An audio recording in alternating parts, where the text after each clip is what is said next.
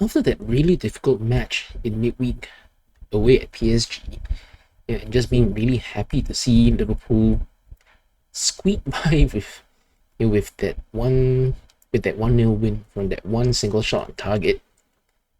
I thought that this league match at home against bottom of the table Southampton should have been rather straightforward.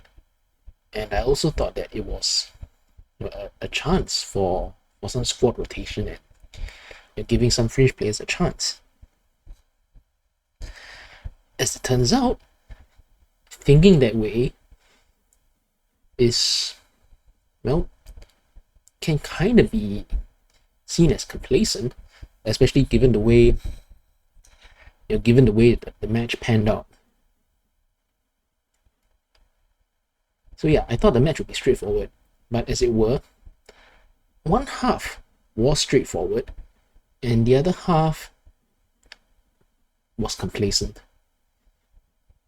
And when there was that mix-up between Van Dijk and Alisson near the end of the first half, which allowed Southampton to score the opening goal, what looked like a complacent first half ended up looking like a rather stupid first half. Thankfully, though, the manager made some necessary changes. I think he made 3 halftime changes, it was. And quite nicely, Liverpool, they came running out of the blocks at the start of the second half. They started fast, they started aggressive, they played with purpose, and very quickly they got the 2 goals to turn the match around. Diaz for the first goal did very well. He got past his defender, went around him, went to the byline, played that cutback for Nunes, for Nunes to score, and that finish from Nunes, it's not easy. From that position there, and from that angle, the way he had to turn his right foot, to get the right contact to get the ball on target, that was not easy. When seeing in slow motion, and I look at the way his foot turned, and I thought, whoa, that looks like a rather painful way to bend your foot. But hey, he did it. He scored the goal, and it's really pleasing to see him get his goal, especially after all the difficulties that he's had, even trying to score.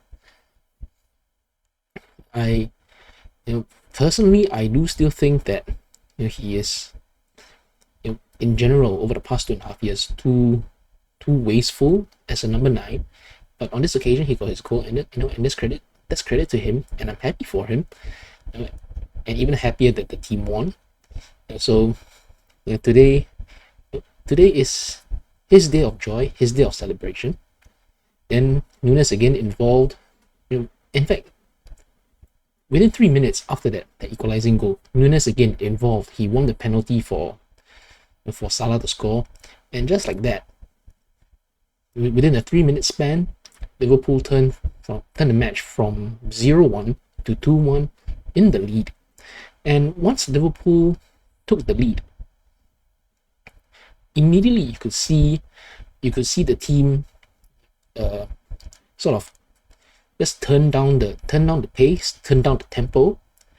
Instead of going all out attack and trying to score goals, they immediately went into sort of like containment mode, just keeping possession, passing the ball around among themselves, and just picking the right pass, picking the right moments, keeping Southampton safely at bay.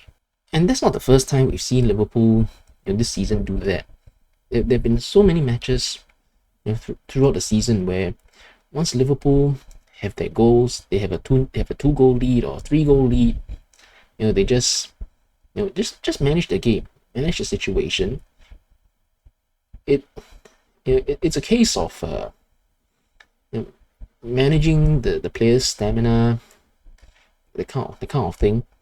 No need to No need to constantly go all out gung ho 100 miles an hour, running back and forth again and again and again for the full 90 minutes, and risk unnecessary injuries in a match that's already relatively secure.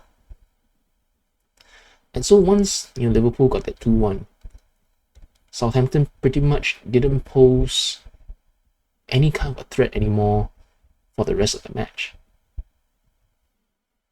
And then once Liverpool got another penalty, later on in the game, Salah scores, makes it 3-1, and the match now with a 2-goal lead is even more secure than it was prior to that.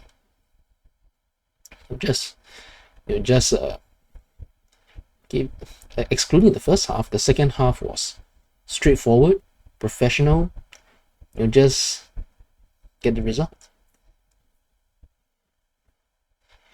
And so now, what this means is, Liverpool have a 16-point lead to the table, but they have played 2 more matches than Arsenal have. Arsenal have 2 games in hand. But in terms of the points total, if I am remembering it right now Arsenal's maximum they can get to is 87 points.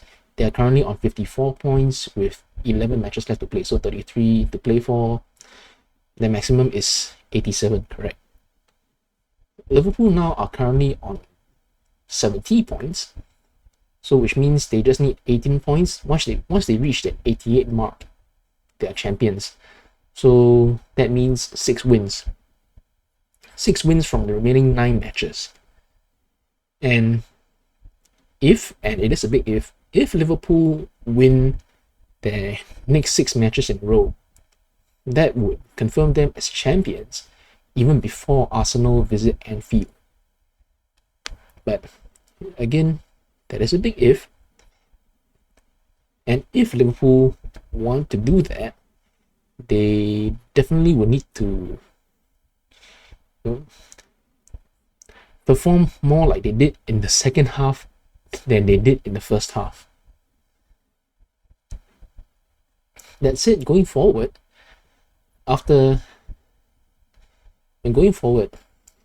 midweek there is the second leg from the round of 16 match against PSG, and after that, that very smash and grab win away in Liverpool, they are in the driving seat to qualify for the quarterfinals.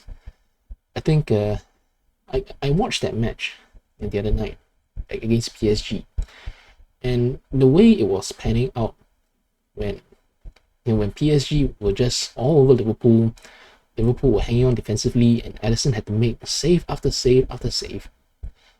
I thought that if Liverpool got out of that match at 0-0, at least they are still in sort of fairly good position to qualify by virtue of the fact that the second leg is at home, and Liverpool would surely be much stronger at home, compared to the way they played away in Paris.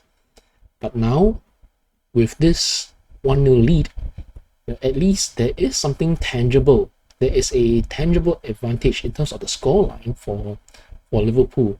So they have the scoreline advantage, and now they get to have the home advantage for the second leg as well. But again, same thing, cannot be complacent. They need to be more like they were in the second half than they were in the first half if they want to get through this tie against PSG. But that's for midweek. Fingers crossed for that. As for today, though, just enjoy the win. Just enjoy the win, and just that little step closer to the Premier League title.